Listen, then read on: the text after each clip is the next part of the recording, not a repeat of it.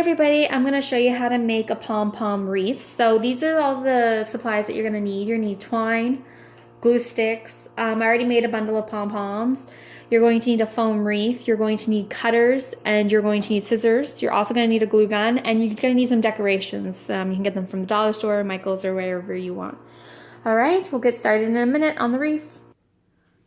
Okay, so let's get started on the wreath. So what we're going to do at first, we're going to wrap all the twine around the wreath, and we're going to start with a little bit of glue. And you're just going to put the twine on, and you're just going to start wrapping it around. So you're periodically going to put some glue, keep wrapping, and keep it nice and tight. And we're going to cover this whole thing with the twine. All right, we'll meet back up when it's all covered in twine. So now that we're done wrapping the styrofoam in twine, we're now able to put on our pom-pom. So what you're going to do is you're going to take a pom-pom,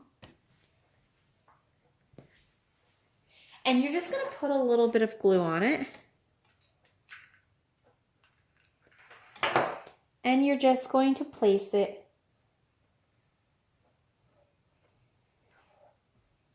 and you're just going to keep alternating with your colors, and you're just going to keep putting pom-poms where you want them, and we'll meet back up when you're happy with the location of your pom-poms.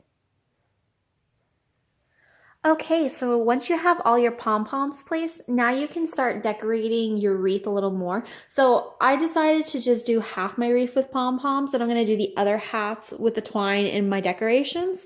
And once I position all my decorations, I will show you the end product, and we'll meet back up.